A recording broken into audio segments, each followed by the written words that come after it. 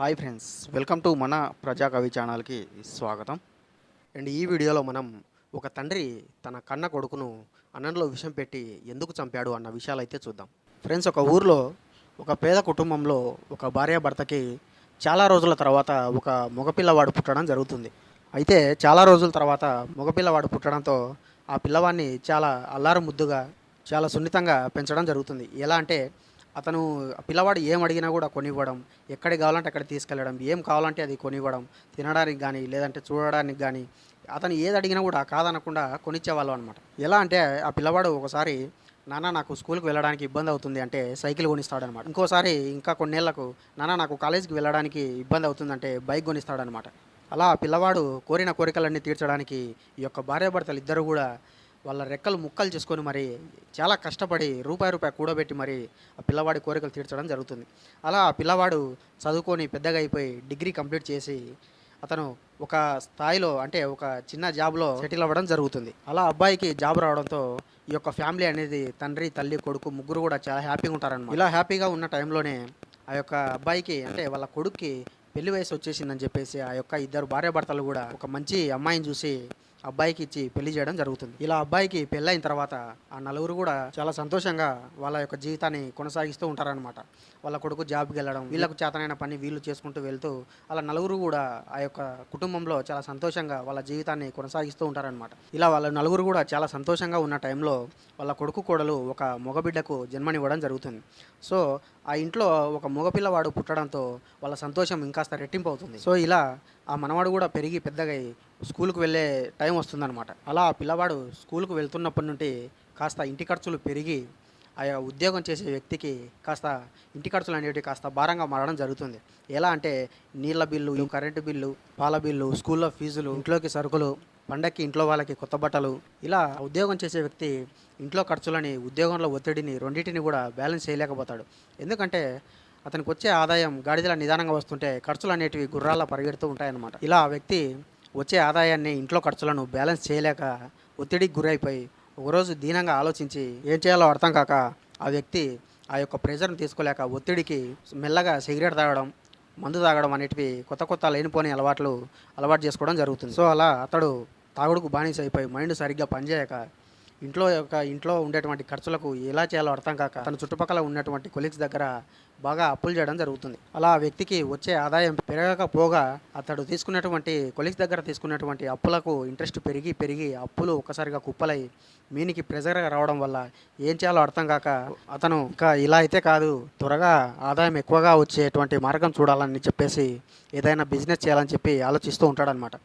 ఇలా ఉన్నప్పుడే తన ఫ్రెండ్ ఒకడు ఫోన్ చేసి, అరే నేను ఇలా బిజినెస్ చేస్తున్నాను, నువ్వు పార్ట్నర్ అవుతావా అని చెప్పేసి అడుగుతాడనమాట. సో ఒక్కోసారి చూడండి ఫ్రెండ్స్, మనకు కూడా ఏంటంటే ఎప్పుడైతే రాంగ్ రూట్లో ఆలోచిస్తామో అప్పుడే కాలం ఒక్కసారిగా కలిసి వచ్చినట్టుగా అన్నీ పాజిటివ్గా జరిగిపోతూ ఉంటాయన్నమాట. అది కూడా మనం ఆవేశంలోనో కోపంలోనూ తీసుకునేటువంటి నిర్ణయాలకే ఈ యొక్క కాలం కూడా కలిసి రావడం జరుగుతుంది. అందుకేనేమో పెద్దలు అంటారు, బహుశా పోయే కాలం వచ్చినప్పుడు అన్నీ ఇలా కలిసి వస్తాయని చెప్పి అంటూ ఉంటారు అప్పుడప్పుడు. అలా తన ఫ్రెండ్ కాల్ చేయగానే అబ్బా ఇలా అనుకున్నానో లేదో అలా ఎంబడే అవకాశం వచ్చిందని చెప్పేసి చాలా ఉత్సాహంగా చాలా ఇదిగా ఫీల్ అయిపోయి ఇంతవరకు అతను జాబ్ చేసి కూడబెట్టినటువంటి సొమ్మునంతా తీసుకుపోయి ఆ యొక్క బిజినెస్లో పెట్టడం జరుగుతుంది. ఆ బిజినెస్లో పెట్టిన తర్వాత కొంతకాలానికి ఆ బిజినెస్లో లాస్ రావడం జరుగుతుంది. ఇలా బిజినెస్లో కూడా లాస్ రావడం వల్ల ఇంకాస్త ప్రెజర్ ఎక్కువైపోయి ఇంటి ఖర్చులు పెరిగి స్కూల్లో ఫీజులు పెరిగిపోయి ఇలా అంతా కూడా అతనికి ఇంటి బాధ్యత అనేది ఒక పెను భారంగా మారుతుంది అనమాట.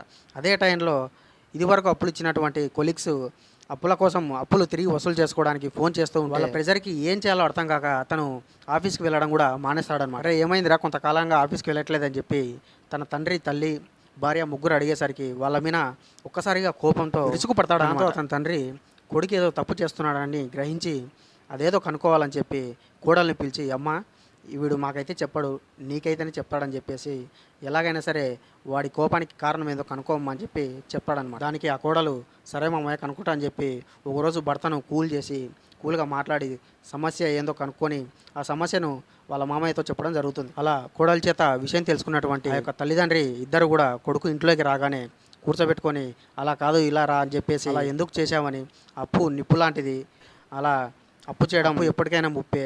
ఇలా పెద్దోళ్ళు కొంతమంది కొన్నిసార్లు మనకు నీతులు చెప్తూ ఉంటారు. సో అలా నీతులు చెప్తుంటే ఆ కొడుక్కి గుండు మీద కారం చల్లినట్టుగా ఉంటుందన్నమాట. నాకు అసలే ప్రెజర్ ఉందంటే మళ్ళీ నాకు నీతులు చెప్తారా అని చెప్పేసి కోపంతో వాళ్ళ యొక్క తల్లిదండ్రుల మీద ఇతడు ఒక్కసారిగా విడుచుకుపడతాడనమాట. అంతే కదా ఫ్రెండ్స్, మనకు ఒకసారి ఇప్పుడు ఎంతో ప్రెజర్లు ఉన్నప్పుడు మనకు ఎవరైనా మంచి మంచి మాటలు చెప్తుంటే మనకు చెవికి ఎక్కవు.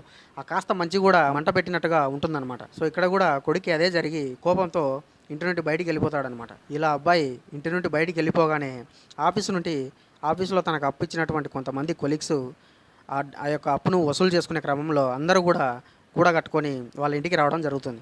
అలా కొలీగ్స్ అందరూ కూడా ఇంటికి రాగానే వచ్చిన వాళ్ళు ఎవరో తెలియక అతని తండ్రి ఎవరు బాబు మీరు అని అడుగుతాడనమాట.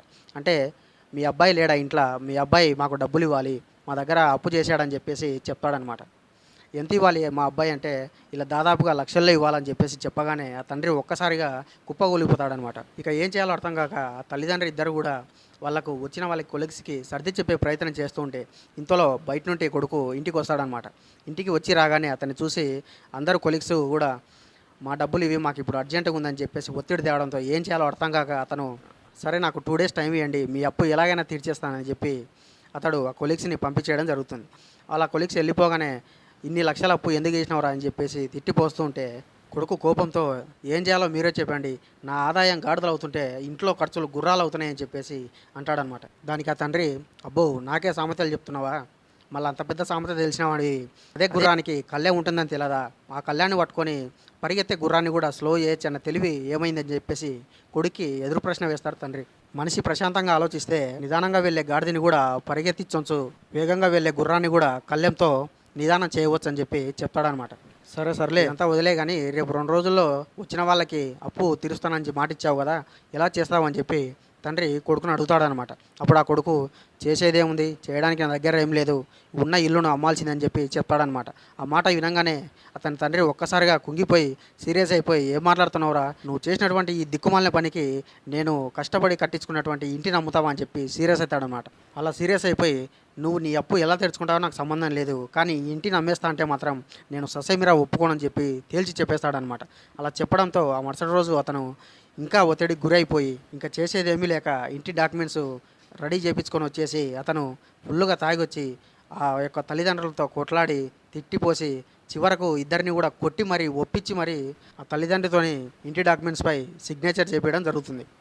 దాంతో అతని తల్లిదండ్రులు ఇద్దరు కూడా ఎంతో కష్టపడి రెక్కలు ముక్కలు చేసుకొని రూపాయి కూడబెట్టుకొని ఆ ఇంటిని కట్టుకున్నటువంటి సొంత ఇంటిని అతని కొడుకు చేసినటువంటి ఘనకార్యం వల్ల ఆ ఇల్లు వేరొకరికి చేతుల్లోకి వెళ్ళడం వల్ల ఆ యొక్క బాధను తట్టుకోలేక నాది కాని ఇంట్లో ఇంకా నేను ఎందుకు ఉండాలని చెప్పేసి ఆ యొక్క భార్యాభర్తలు ఇద్దరు కూడా దాదాపు 70 ఏళ్ల వయసులో వాళ్ళిద్దరు కూడా ఆ ఇంటి నుండి బయటికి రావడం జరుగుతుంది.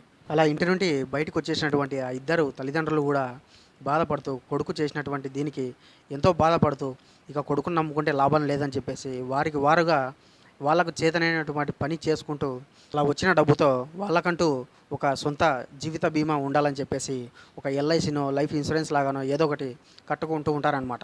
అట్లీస్ట్ అది మేము చనిపోయిన తర్వాత అయినా ఆ యొక్క డబ్బులు కోడలికో మనవడుకో ఉపయోగపడతాయని చెప్పేసి అలా వాళ్ళు ఇన్సూరెన్స్ అనేది కట్టుకుంటూ ఉంటారనమాట.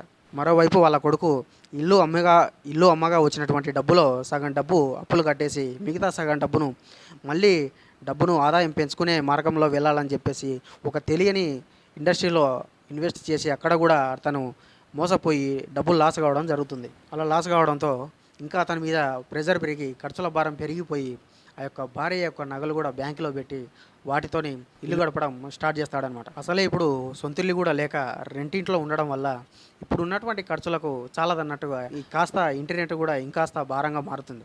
అలా ఇంటి రెంట్ కట్టడానికి ఒకసారి డబ్బులు లేక ఆ యొక్క బయటికి వెళ్ళిపోయినటువంటి తల్లిదండ్రులకు ముసలి వాళ్ళు కావడంతో వాళ్ళకు పెన్షన్ వస్తుందని తెలుసుకొని ఎలాగైనా ఆ డబ్బులను తెచ్చుకోవాలని చెప్పేసి అతను ఒకరోజు ఆ యొక్క తల్లిదండ్రుల దగ్గరికి అంటే నెల ఆఖరిలో అతని తల్లిదండ్రుల దగ్గరికి వెళ్ళి ఎంతో ప్రేమ ఉన్నట్టుగా నటించి మాట్లాడి 4 మంచి మాటలు చెప్పి అమ్మ దానికోసం దీనికోసం అని చెప్పి ఆ వచ్చినటువంటి పెన్షన్ని ఇతను తీసుకొచ్చుకుంటాడనమాట. అలా అతను ప్రతి నెల చివరిలో వాళ్ళ అమ్మ దగ్గరికి వాళ్ళ నాన్న దగ్గరికి వెళ్ళడం, వెళ్ళి 4 మంచి మాటలు చెప్పి ప్రేమ ఉన్నట్టుగా ఉలకబోసి ప్రేమ ఉన్నట్టుగా నటించి ఆ యొక్క పెన్షన్ డబ్బులు తెచ్చుకోవడం. నాన్న దానికి లేవు, దీనికి సరిపోలేదు, పిల్లాడి ట్యూషన్‌కి ఫీజు కట్టాలి, స్కూల్ ఫీజు కట్టాలని ఇలా ఎన్నో అబద్ధాలాడి వాళ్ళ తల్లిదండ్రులకు వచ్చేటువంటి పెన్షన్‌ను కూడా అతను తీసుకొచ్చుకొని దుర్వినియోగం చేయడం జరుగుతుంది. ఇలా ఉండే క్రమంలో ఒకసారి కోడలు, మనవడు ఇద్దరు కూడా ఇంటి నుండి బయటికి ఎంతో బాధతో వెళ్ళిపోయినటువంటి ఆ యొక్క ముసలి వాళ్ళు ఎలా ఉన్నారో చూసొద్దామని చెప్పి, పలకరిద్దామని చెప్పేసి ఒకరోజు కోడలు మరియు మనవడు ఇద్దరు కూడా వాళ్ళ ఇంటికి వెళ్ళడం జరుగుతుంది. అలా వెళ్ళగానే ఆ యొక్క అవ్వ తాత ఇద్దరు కూడా మనవన్ని, "ఏరా బాగున్నావా? వెళ్తున్నావా స్కూల్‌కు?" అది ఇది అని చెప్తే, "లేదు తాతయ్య వెళ్ళట్లేదు" అని చెప్పి చెప్తాడనమాట. దానికి అతను షాక్ అయిపోతాడనమాట. "ఏంటి స్కూల్ మానేసినావా? స్కూల్‌కి వెళ్ళట్లేదా? మరి మీ నాన్న వచ్చి నా దగ్గర నెల నెలా వచ్చి మా ఇద్దరి పింఛన్లు నీ స్కూల్ గురించో లేదంటే ట్యూషన్ గురించో అని చెప్పి మా యొక్క పెన్షన్లు తీసుకుపోవడం జరుగుతుంది. మరి వాడు ఏం చేస్తున్నాడో అర్థం కాక, ఏంటి నా కొడుకు ఇలా తయారైపోయాడు, మరి ఇంత ఘోరంగా తయారయ్యాడేంటి" అని ఆ ఇద్దరు దంపతులు ఇద్దరు కూడా బాధపడుతూ ఉంటారు. దాంతో ఆ ఇద్దరు ముసలి వాళ్ళు కూడా ఆ యొక్క కోడలతో, "అమ్మ, బయట వాడు ఏం చేస్తున్నాడో మాకైతే తెలియట్లేదు. సో నువ్వైనా ఇంట్లోని ఖర్చులను తగ్గించుకుంటూ కాస్త ఆదాయం పెంచుకునే మార్గం ఆలోచించి, వాడి కోసం కాకపోయినా కనీసం మనవడు అంటే నీ కొడుకు కోసమైనా నువ్వు వాడి కంట్లో పడకుండా కాస్త సొమ్మును నీ కొడుకు కోసమైనా కాస్త పొదుపు చేయమ్మా" అని చెప్పి చెప్తాడనమాట. దానికి అతని కోడలు, "సరే మామయ్య" అని చెప్పేసి వెళ్ళొస్తామని చెప్పేసి అక్కడ నుండి మనమడు కోడలు ఇద్దరు కూడా ఇంటికి వెళ్ళిపోవడం జరుగుతుంది. అలా కోడలు మనవడు వెళ్ళిపోగానే ఈ యొక్క ముసలి దంపతులు ఇద్దరు కూర్చొని, ఏంటి ఇలా జరుగుతుంది, ఇలాంటి వాడి కోసం మనము రేయనక పగలనక ఎండనక వానక కష్టపడి రెక్కలు ముక్కలు చేసుకొని సంపాదించి మడి కూడబెట్టింది ఇలాంటి వాడి కోసం అని చెప్పేసి చాలా బాధపడుతూ ఉంటారనమాట. ఇది చాలదన్నట్టుగా మళ్ళీ ఈ యొక్క విధవకు ఇలాంటి మంచి అమ్మాయిని కట్టబెట్టి మనం ఆ యొక్క కోడలకు అన్యాయం చేసామే అని చెప్పి బాధపడుతూ ఉంటారనమాట. అయినా తప్పు వాడిది కాదులే, తప్పంతా మనదే అని చెప్పేసి వాడు అడిగినప్పుడల్లా వాడు అడిగిన ప్రతి వస్తువు కొనిస్తూ, వాడు ఏది కోరితే అది కొనిచ్చి, వాడు ఎక్కడికి అడిగితే అక్కడికి తీసుకువెళ్ళి వాడికి నచ్చినట్టు జీవించే స్వేచ్ఛ మనమిచ్చి ఈరోజు మనమే బాధపడాల్సినటువంటి పరిస్థితి వచ్చిందని చెప్పేసి బాధపడుతూ ఉంటారనమాట. మనకి లేక లేక సంతానం కలిగిందని చెప్పేసి ఎంతో సుకుమారంగా ఎంతో సున్నితంగా ఏ కష్టం వాడికి తెలియకుండా వచ్చిన కష్టాలన్నీ మనం భరించి వాడికి సుఖాన్ని ఇస్తే వాడు ఈరోజు మనకు ఇంత దుఃఖాన్ని ఇస్తున్నాడు. అయినా వాడిని అలా సుకుమారంగా పెంచినందుకు ఆ యొక్క తగిన శాస్తి అనేది మనకు జరగాల్సిందేలే. వాడికి నొప్పి తెలియకుండా పెంచినందుకు ఈరోజు ఆ నొప్పి ఏంటో మనకు తెలిసేలా చేస్తున్నాడని చెప్పి ఇద్దరు దంపతులు కూడా చాలా బాధపడడం జరుగుతుంది. మరోవైపు అప్పుల ఊబిలో కూరుకుపోయినటువంటి అతని కొడుకు తల్లిదండ్రుల మీద ఒక ఎల్ఐసి బీమా లేదంటే ఒక లైఫ్ ఇన్సూరెన్స్ ఉందని తెలుసుకొని ఎలాగైనా ఆ యొక్క ఇన్సూరెన్స్తో వచ్చేటువంటి డబ్బులు తనకే కావాలని చెప్పి, ఆ యొక్క డబ్బులు వస్తే నా అప్పులన్నీ తీరిపోతాయనే ఉద్దేశంతో అతను ఆ యొక్క ఒత్తిడిలో తల్లిదండ్రుల మీద ఏమాత్రం దయాజాలి లేకుండా వాళ్ళను చంపేస్తే ఆ యొక్క జీవిత బీమా అనేది నాకు వస్తుందని చెప్పేసి ఆశపడి ఎలాగైనా ఆ యొక్క తల్లిదండ్రులు లేకుండా చేయాలనే ఉద్దేశంతో ఒక పథకం వేస్తాడనమాట. ఈ క్రమంలో అతడు ఒకసారి ఆ రోజు నెల ఆఖరి రోజు కావడంతో తల్లిదండ్రులకు పెన్షన్ వస్తుంది కదా అని చెప్పేసి ఆ పెన్షన్ డబ్బులకు వెళ్ళాలని చెప్పేసి ఇంటి నుండి బయలుదేరడం జరుగుతుంది. అలా బయలుదేరేటప్పుడు అతడు ఎవరికి తెలియకుండా ఒక కత్తిని అతని జోబిలో పెట్టుకోవడం తన భార్య చూస్తుందన్నమాట. అలా ఆ కత్తిని చూసినటువంటి అతని భార్య, ఏంటి నా కత్తి పెట్టుకొని వెళ్తున్నాడు అని చెప్పేసి, ఈరోజు ఎక్కడికి వెళ్తారని చెప్పేసి చూస్తే, ఓహో ప్రతిరోజు నెల ఆఖరి రోజు అతను తన తల్లిదండ్రుల దగ్గరికి పెన్షన్ డబ్బులకు వెళ్తాడు కదా అని చెప్పేసి ఒక్కసారిగా ఆమెకు భయం వేస్తుందన్నమాట. అంటే కత్తి తీసుకొని వాళ్ళ ఇంటికి వెళ్తానంటే ఆ యొక్క ముసలి వాళ్ళను ఏమైనా చేస్తాడనే భయంతో వెంటనే ఫోన్ చేసి వాళ్ళ అత్తమామకు చెప్పడం జరుగుతుంది. అలా కోడల ద్వారా ఆ యొక్క మాటలు విన్నటువంటి ఆ యొక్క ముసలి దంపతులు ఇద్దరు కూడా ఒక్కసారి షాక్ అయిపోయి, అతని భార్య, ఏంటండి ఇది, ఏంటి ఇలా తయారాడు వీడు, మన చావును మనమే కన్నట్టుగా ఉంది అని చెప్పేసి అంటుందను. దానికి అతను, ఏం చేస్తాం, మన చేతలే మన తలరాతలు అన్నట్టుగా మన పెంపకమే ఈరోజు ఇలా తయారయ్యి మన మృతికి కారణమవుతుందని చెప్పేసి ఇద్దరు బాధపడడం జరుగుతుంది. మరోవైపు వాళ్ళ కొడుకు కత్తి వెంట పెట్టుకొని ఎలాగైనా సరే ఇంటికి వెళ్ళి 4 మంచి మాటలు చెప్పి ఆ యొక్క వృద్ధ దంపతుల దగ్గర వచ్చినటువంటి పింఛన్ని తీసుకొని వాళ్ళను చంపేసి ఆ వచ్చేటువంటి జీవిత బీమాని తీసుకుపోవాలని చెప్పి అనుకుంటూ ఇంటికి వెళ్తాడనమాట. అలా ఇంటికి వెళ్ళగానే తల్లిదండ్రులతో, ఎలా ఉన్నారు నాన్న, ఎలా ఉన్నారమ్మా అని చెప్పి ప్రేమగా ఉన్నట్టు నటించి 4 మంచి మాటలు చెప్పి స్కూల్ ఫీజు కట్టాలి నాన్న అని చెప్పేసి, పిల్లవాడి కోసం స్కూల్ ఫీజు కోసం కావాలని చెప్పేసి పెన్షన్ వచ్చిందని చెప్పి అడుగుతాడనమాట. దానికి అతడు, పెన్షన్కే రా వచ్చేసింది, పొద్దున్నే వచ్చింది పెన్షన్, సరే తీసుకోపోదు అని చెప్పేసి చెప్తాడనమాట. దానికే వాళ్ళ కొడుకు, లేదు నాన్న కాస్త అర్జెంటుగా స్కూల్లో ఫీజు కట్టాలి, రేపు వాడికి ఎగ్జామ్ ఉందని చెప్పి చెప్తాడనమాట. ఆ పెన్షన్ ఇస్తే త్వరగా తీసుకెళ్ళి స్కూల్లో ఫీజు కడతా అని చెప్పగానే, ఫీజుకి ఏం తొందర ఉంది లేరా, ఎలాగూ ఎండపడొచ్చావు, మధ్యాహ్నం అవుతుంది, అన్నం తిని వెళ్ళు అని చెప్పేసి చెప్తాడనమాట. దానికి అతని కొడుకు అతని మనసులో, నేను వీళ్ళని చంపాలని వస్తే వీళ్ళు నా మీద ఇంత ప్రేమ చూపిస్తున్నారేంటి అని చెప్పి ఫీల్ అవుతూ అయినా సరే ఆ యొక్క దయా జాలి అనేటివి అతని మనసులోకి రానివ్వకుండా కఠినత్వంగా వ్యవహరించి ఎలాగైనా సరే అన్నం తిన్న తర్వాత వీళ్ళిద్దరిని చంపిపోవాలని చెప్పి ప్లాన్ చేసుకుంటాడనమాట. ఇంతలో అతని తల్లి అన్నం పెట్టుకొని రావడానికి వంటింట్లోకి వెళ్తూ ఉంటే, నువ్వు కాస్త ఆగు నేను పెట్టుకొస్తా అని చెప్పి ఇతడు వంట రూమ్లోకి వెళ్ళి ప్లేట్లో అన్నం పెట్టుకొని కూర వేసుకొని కాస్త పాయిజన్ అన్నంలో కలుపుతూ ఉంటే అతని యొక్క చేతులు వణుకుతూ ఉంటాయన్నమాట. ఎందుకంటే సొంత కొడుకునే తన చేతులతో విషం పెట్టి మరీ చంపాల్సినటువంటి రోజు వస్తుందని నేను ఊహించుకోలేదని చెప్పి కలుపుతూ చేయి వణుకుతూ కలుపుతూ ఉంటాడనమాట. దానితో అతనికి ఒక్కసారిగా తన కోడలు గుర్తుకు వచ్చి, నన్ను క్షమించమ్మా, ఇటువంటి దుర్మార్గుని నేను నీకు భర్తగా ఇచ్చానని చెప్పేసి, వీడు ఉన్నా మీకు సుఖం లేదని చెప్పేసి, వీడు పోయినా మీరు మనశ్శాంతిగా ఉంటారని చెప్పేసి, ఇలాంటి నా కొడుకులు నాకు కొడుకుగా నీకు భర్తగా పనికిరారమ్మా, నన్ను క్షమించని చెప్పేసి అతను కలుపుకుంటూ అలా వెళ్ళి అతని కొడుకు ప్లేట్ ఇచ్చి తిన్నాయన అని చెప్పి చెప్పడం జరుగుతుంది. అలా ప్లేట్ ఇవ్వగానే అతను ఆ ప్లేట్ తీసుకొని బాగా కలుపుకొని తిని, అబ్బా ఎంత రుచిగా ఉంది నాన్న మీ చేతి అన్నం అని చెప్పేసి తింటాడనమాట. అలా 2-3 ముద్దలు తినగానే అతను ఆ యొక్క విషము శరీరంలో మొత్తం పాకి ఒక్కసారిగా నురుగు వచ్చి చనిపోవడం జరుగుతుంది. అది చూసినటువంటి అతని తల్లి ఒక్కసారిగా అతన్ని చూసి కొడుకుని చూసి షాక్ అవుతుందన్నమాట. అలా షాక్ అయిపోయి, ఏంటండి ఇది అని అడగగానే, నేనే అన్నంలో విషం పెట్టాను, ఇలాంటి కొడుకు నాకు అవసరం లేదు, నేను పెంచిన చెట్టు నాకే అడ్డం వస్తుందంటే నరకకుండా నేను ఎలా ఉండాలి అని చెప్పి చెప్తాడనమాట. దాంతో ఆ ఇద్దరి వృద్ధ దంపతులు కూడా వాళ్ళ కోడలి ఇంటికి వెళ్ళి, అమ్మ మమ్మల్ని క్షమించమ్మా, మీకు అన్యాయం చేశామని చెప్పేసి ఆ ఇద్దరు కోడలికి చేతులెత్తి నమస్కరిస్తూ, ఇలాంటి దౌర్భాగ్యుని నీకు భర్తగా చేసినందుకు మమ్మల్ని క్షమించమ్మా అని చెప్పేసి వాళ్ళు అక్కడి నుండి వెళ్ళిపోవడం జరుగుతుంది. అలా వెళ్ళిపోతుంటే, మామయ్య కాస్త ఆగండి అని చెప్పి, ఎలాగో అతను లేడు, ఒక మగ వ్యక్తి లేని నన్ను సమాజం నానా రకాలుగా అనుకుంటుందని చెప్పేసి మీరు కూడా ఇక్కడే ఉండండి అని చెప్పేసి ఆ రోజు నుండి కోడలు మనమోడు ఆ ఇద్దరు వృద్ధ దంపతులు నలుగురు కూడా వాళ్లకు చేతనైన పని చేసుకుంటూ ఆ నలుగురు కూడా సంపాదించుకొని చాలా సుఖంగా ఉండడం జరుగుతుంది. సో ఇది ఫ్రెండ్స్, ఈ కథ వల్ల మీకు అర్థమైన నీతి ఏంది అన్నది కామెంట్లో తెలియజేయండి.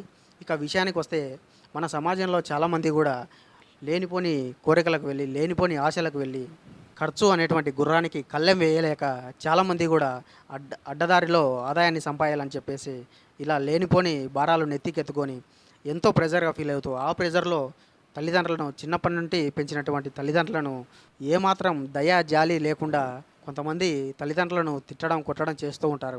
సో ఇటువంటి వాళ్ళు ఎందుకు సమాజానికి అని చెప్పేసి వేమన గారు తన పద్యం ద్వారా ఆ రోజుల్లో చక్కగా ఇటువంటి కొడుకులు ఉన్నా ఒకటే లేకున్నా ఒకటే అని తన పద్యం ద్వారా చాలా చక్కగా వివరించడం జరిగింది. ఆ పద్యం ఏంటనేది ఇప్పుడు మీకు చెప్తాను, వినండి. తల్లిదండ్రి మీద దయలేని పుత్రుండు, పుట్టెనేమి వాడు గిట్టెనేమి, పుట్టలోని చెదలు పుట్టవా గిట్టవా, విశ్వదాభిరామ వినురవేమ. అంటే చూడండి ఫ్రెండ్స్, తల్లిదండ్రి మీద దయలేని పుత్రుండు, పుట్టెనేమి వాడు గిట్టెనేమి అంటే తల్లిదండ్రి అనేటువంటి కనీస జాలి దయ లేనివాడు పుడితే ఏమి పుట్టకపోతే ఏమి అన్నట్టుగా చెప్పాడు వేమన గారు. దానికి ఉదాహరణగా చెప్తూ, పుట్టలోని చెదలు పుట్టవా గిట్టవా అని చెప్పాడు. విశ్వదాభిరామ వినురవేమ అంటే చూడండి, భూమి మీద ఏదైనా జీవి జన్మించినట్టయితే ఆ యొక్క జాతిని ఇంప్రూవ్మెంట్ చేసుకునే పనిలో వాటిని ఉద్ధరించుకుంటూ ఉంటాయి. కానీ ఈ యొక్క చెదలు అనేటివి అవి కేవలము అలా పుడతాయి ఇలా చనిపోతాయి, అలా పుడతాయి ఇలా చనిపోతాయి. అంటే ఆ యొక్క చెదల వల్ల అటు చెట్టుకు కానీ లేదంటే ఇటు వాటి జాతికి కానీ ఎటువంటి ఉపయోగం లేనట్టే ఇలాంటి కొడుకులు అంటే ఈ చెదలతో సమానమైనటువంటి కొడుకులు కూడా మనకు ఉన్నా ఒకటే లేకున్నా ఒకటే అని తాత్పర్యం చెప్తూ ఉన్నారు. అంటే ఇక్కడ వేమన గారు చెప్పినటువంటి తత్వం చూడండి, పుట్టలోని చెదలు పుట్టవా గిట్టవా అంటే తల్లిదండ్రి అనేటువంటి దయాజాలి లేని వాళ్ళు పుట్టలో పుట్టేటువంటి చెదలతో సమానం అని చెప్పేసి చెప్తున్నారు. సో అంతేకాదు ఫ్రెండ్స్, పుట్టలోని చెదలు పుట్టవా గిట్టవా, పుట్టలో పుట్టినటువంటి చెదలు అవి పుడతాయి చనిపోతాయి, అవి ఎవరికి కూడా ఉపయోగపడవు. అలాగే ఇటువంటి కొడుకుల వల్ల అటు తల్లిదండ్రులకు ప్లస్ వాళ్ళకు కూడా ఉపయోగం లేకుండా పోతారని చెప్పేసి వేమన గారు అలాంటి కొడుకులను ఈ యొక్క చెదలతో పోలుస్తూ మనకు చక్కటి పద్యాన్ని అందించడం జరిగింది. సో వేమన గారు చెప్పేది ఏంటంటే, మనం ఎవరికైనా కొడుకుగా పుడితే ఒకటి మనమైనా ఉపయోగపడాలి, లేదంటే కనీసం పుట్టించుకున్న వాళ్ళకు అంటే తల్లిదండ్రులకైనా మనం ఉపయోగపడాలి అని చెప్తున్నాడు. లేదంటే ఆ యొక్క చెదపురుగుల్లాగా అక్కడ పుట్టకు కానీ లేదంటే అవి వాటికి కూడా ఉపయోగపడనట్టు పుట్టి మరణించడం జరుగుతుంది. అంతే కదా ఫ్రెండ్స్, మనం పుడితే మనకైనా ఉపయోగపడాలి, లేదంటే మనల్ని పుట్టించినటువంటి తల్లిదండ్రులకైనా ఉపయోగపడాలి. అలా కాదని చెప్పేసి మనకు ఉపయోగపడక మన తల్లిదండ్రులకు ఉపయోగపడక పుట్టలో పుట్టేటువంటి చెదపురుగుల్లాగా ఊరికే పుట్టి చనిపోతే లాభం ఏముందని చెప్పి వేమన గారు వివరించడం జరిగింది. అలా పుట్టినటువంటి కుమారులు ఎవరికి ఉపయోగపడకపోతే అలాంటి వాళ్ళు పుడితే ఎంత పుట్టకపోతే ఎంత అని చెప్పేసి చివరకు అటువంటి కుమారులను వేమన గారు చిదపురుగులతో పోల్చడం జరిగింది. సో ఫ్రెండ్స్, మన సమాజంలో కూడా కొంతమంది ఏమాత్రం దయా దాక్షిణ్యం లేకుండా, దయా జాలి అనేదే లేకుండా తల్లిదండ్రులను చంపేస్తూ ఉంటారు. అది కూడా ఏదో కారణంగా కాకుండా ఒక ల్యాండ్ కోసమో, లేదంటే ఒక అమ్మాయి కోసమో, లేదంటే డబ్బు కోసమో, లేదంటే చేసిన అప్పును తీర్చడానికో, ఇలా అన్లెస్ రీజన్ వల్ల కొంతమంది మూర్ఖులు తల్లిదండ్రులను ఇబ్బంది పెడుతూ, కొడుతూ, తిడుతూ చిన్నప్పటి నుండి ఎంతో ప్రేమతో పెంచి పెద్దగా చేసి చదివించి ఉద్యోగం వచ్చే వరకు కొడుకును పెంచితే వాడికి ఉద్యోగం రాగానే కళ్ళు నెత్తికెక్కి, అరే చిన్నప్పటి నుండి మనల్ని పెంచినటువంటి తల్లిదండ్రి కదా అనేటువంటి మినిమం జ్ఞానం లేకుండా కొంతమంది మూర్ఖులు తల్లిదండ్రులను కొట్టడము, తిట్టడము, చంపడము లాంటి పనులు చేస్తూ ఉంటారు. ఒకసారి నేను చెప్పినటువంటి కథలో కూడా చూడండి, అతడు లేనిపోని కోరికలకు వెళ్ళి, లేనిపోని ఆశలకు వెళ్ళి, అతడు ఖర్చులు పెంచుకొని ఆ ఖర్చులను తీర్చుకోలేక అప్పులు చేసి, ఆ అప్పులను తీర్చలేక ఇల్లమ్మి, ఇలా కేవలం అతని ఆశ, స్వార్థం, కోరిక ఈ మూడు మాత్రమే అతన్ని చివరకు తన తల్లిదండ్రులను కూడా లెక్క చేయకుండా వాళ్ళనే చంపేటువంటి స్థాయికి తీసుకొని రావడం జరిగింది. సో ఫ్రెండ్స్, ఈ కథలో చెప్పినట్టుగా అతని తల్లిదండ్రి చెప్పుకున్నట్టుగా కూడా పిల్లలు ఈ స్థాయికి రావడానికి కూడా తల్లిదండ్రులు కూడా చాలా వరకు కారణమవుతున్నారు. ఎందుకంటే మన సమాజంలో కూడా చాలామంది తల్లిదండ్రులు ఎలా ఆలోచిస్తారంటే, మనం కష్టపడినా పర్వాలేదు, మన కొడుకు సుఖంగా ఉండాలి అనుకుంటారు. అలా ఎంత ఫూలిష్గా ఆలోచిస్తారంటే, మీరేమో ఎండనక వాననక కష్టపడి సంపాదిస్తారు, కొడుకులకేమో ఏమాత్రం కష్టం తెలియకుండా పెంచేస్తారు. వాళ్ళకేమో కొంచెం కష్టం వచ్చినా తట్టుకోలేని స్థితి వాళ్ళకి అలవాటు అవుతుంది. సో ఆ విధంగా వాడికి కష్టపడడం తెలీదు, సొంతంగా సంపాదించుకోవడం తెలియదు, కష్టపడితేనే సంపాదించుకోగలమన్న విషయము అసలే తెలీదు. సో మీరు మీ కొడుకుల్ని సుకుమారంగా తయారు చేసి, సుఖానికి అలవాటు చేసి, నా కొడుకు కష్టపడట్లేదు, నా కొడుకు సంపాదించుకోవట్లేదు, అప్పులు చేసుకుంటాడంటే ఇక వాడికి ఏం చేత అవుతుంది? సో చేసేదంతా మీట్ చేసి చివరికి నా కొడుకు ఇలా తయారయ్యాడేంటి అనుకుంటే ఏం లాభం? అందుకే కథలో కూడా యొక్క పాత్రలతో చెప్పించా, మన చేతలే మన తలరాతలు అని చెప్పేసి. మనం ఎలాగైతే వాళ్ళని పెంచుతామో వాళ్ళు అలాగే తయారవుతారు. సో ఇది ఫ్రెండ్స్, నేను చెప్పినటువంటి కథ మీకు ఏమాత్రం అర్థమైనా సరే మీ యొక్క పిల్లల్ని సుఖానికి అలవాటు చేయకుండా మీరు పడే కష్టంలో కనీసం 50% కష్టం వాళ్ళకు తెలిసేలా చేస్తే వాళ్ళు వాళ్ళ జీవితంలో వచ్చేటువంటి కష్టాలను ఎదుర్కోవడానికి 50% సిద్ధంగా ఉన్నట్టే. సో చూశారు కదా ఫ్రెండ్స్, తల్లిదండ్రులు అంటే కనీసం దయా జాలి లేనటువంటి కొడుకులు, అలాంటి కొడుకులు ఉన్నా ఒకటే లేకున్నా ఒకటే అనే విషయాన్ని వేమన గారు తన పద్యంతో చాలా చక్కగా చెప్పడం జరిగింది. సో మరో వీడియోలో మరో పద్యంతో మళ్ళీ కలుద్దాం. అంతవరకు సెలవు. Keep watching.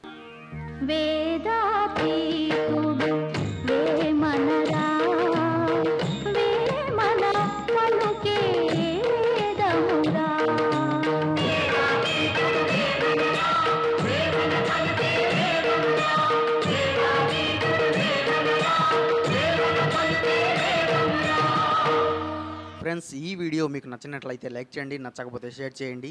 ఈ ఛానల్ మీకు ఎంతో కొంత యూజ్ అవుతుందంటే మాత్రం సబ్స్క్రైబ్ చేసుకోండి. ఓపికతో విన్నందుకు ధన్యవాదాలు. వేమన గారి ఆశీస్సులు ఎల్లప్పుడూ మీపై ఉండాలని కోరుకుంటూ ఇట్లు మీ ప్రజాకవి.